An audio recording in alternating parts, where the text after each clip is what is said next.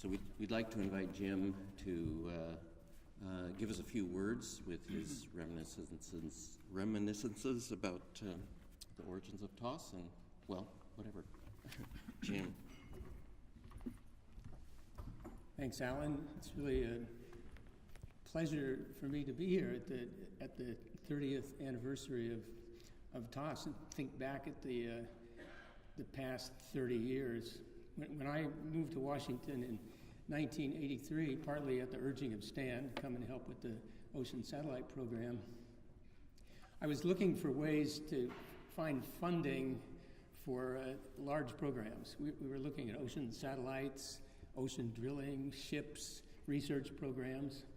And I spent a lot of time working with both the federal agencies and the Congress up on the Hill, trying to understand how members of Congress understood or didn't understand what we were trying to do in oceanography. And I was impressed with the role of the societies that were then in place, the broad scope of AGU, the dedication of ASLO, but mostly looking at the American Meteorological Society and seeing how they had used their scientific journals and their bulletin to build a professional community. It's the university, the government, the private sector all come together, and I saw that the bulletin made a really nice way to build what we would call professional intimacy among the community. And that's something that we didn't really have in oceanography. We had it for parts of oceanography, but not for all of the disciplines. So it seemed to me that starting a society would really be the way to go. We made some initial starts.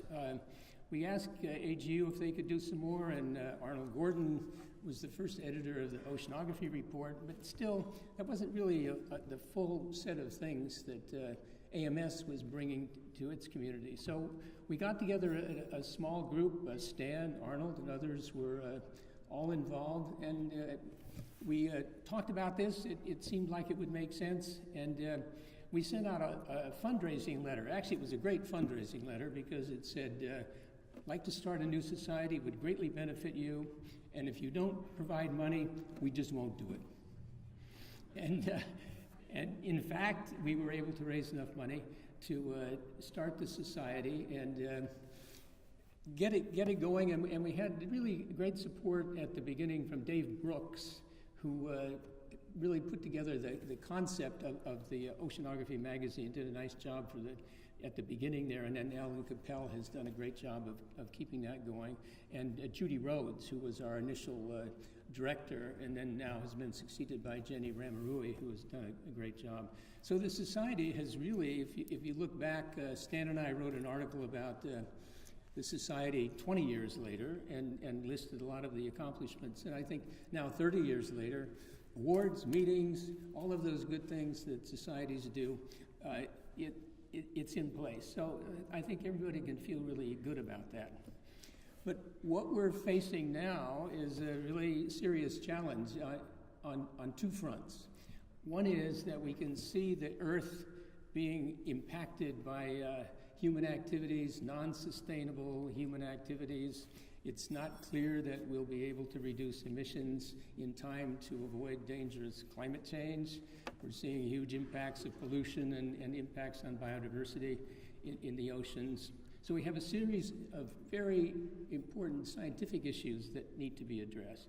And at the same time, we're seeing a rise of anti-science attitudes, budget cuts, regulatory rollback, a challenge to all of those things that are in place that really would help build a sustainable future.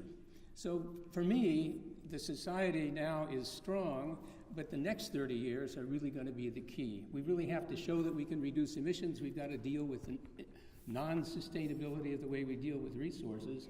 And it's going to be the societies that both build the professional community and also help support the very best science, because there's so much science that we don't know already. We need better observing programs and other kinds of key science that is interdisciplinary so that we can really understand what is happening on the Earth. So I congratulate the Society on all the great stuff that's happened, and let's look forward to making some real good results in the next 30 years. Thanks.